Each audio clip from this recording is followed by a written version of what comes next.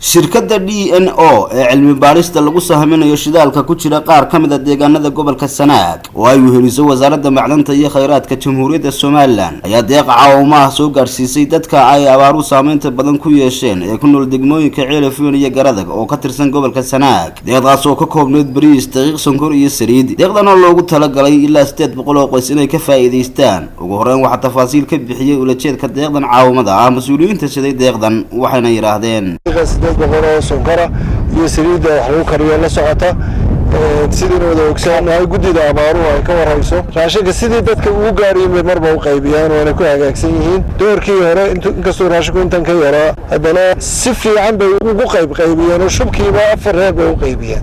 doorkana waxaanu jecelnahay iyagu sidii ay la noqotay ugu quruxda badan ama 2400 ha gaadho ama 1600 ha gaadho iyagay u taalaayo taa iyadaynu xilka iyagaynu saarayna وانا نودي كوريجني هل كان سودوي وعم نمر والبانو أن نقول ما نعيلف وين وانا محسنا أنا وحنا كورا نقولنا وأنا كوكيل وزير وزارة تمرت معدنتا حسين عبد الدعالة وأفكي سكوا الله يا وزارة جودة هامبا كنت مركي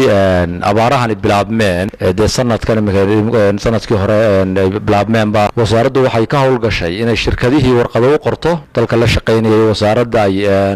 إسكول قلعين وذشقينيين ونشكتو دلكين ظروف كتيران سايو qayb qaataan runtii shirkadda DNO waxay ka mid ahayd shirkadihii aqbalay codsigii wasaaradda kana soo jawaabay bulshadii ay rabeen inay mustaqbalka la shaqeeyaan dhulka ay wax ka baarayaan mustaqbalka dambe ee soo socdana ay wax la soo gaaraan intii karaankooda ahayd. sidoo kalena waxa ka gudoomay ugana mahadnaqay deeqdan caawimada ah shirkadda shidaalka ee DNO gudoomiyaha gobolka Sanaag iyo maamulka degmada Ceelafweyn iyo gudida taakuleynta abaaraha degmada Ceelafweyn waxayna yiraahdeen aad iyo aad baan runtii ugu mahadcelinaynaa shirkadda DNO oo gudoomiye yahay Maxamed Jaamac Diiriye Yuusuf aad baan idinku mahadcelinaynaa runtii waxa weeye waxa la taaban karaa ka qabateen gobolka gaar ahaan degmada Ceelafweyn idinka gudoominay imika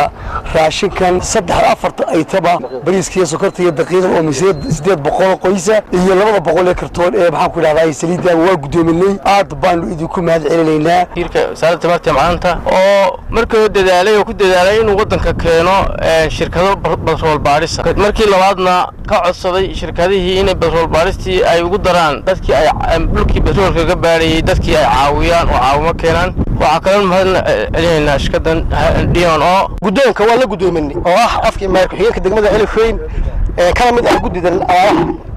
degmada waxaan leenahay DNO ma hatano kaliya mahadcelinta aan u mahadcelinaynaa Maxamed Jaamac Diiriye waxa ugu filan inta riiga darweyne hay'adda DNO oo markii labaad ay halkan keento raashinka inta leeg 800 qoys ay ugu soo deeqdo taakulada inta leeg degmada Ceelafweyn iyo nawaaxiga waanu idinka gudoomanaynaa raashinkaas kaasina wuxuu kala aadi doonaa meelihii loogu talagalay Axmed Mursal Askar TV caalamiga Universal Ceelafweyn.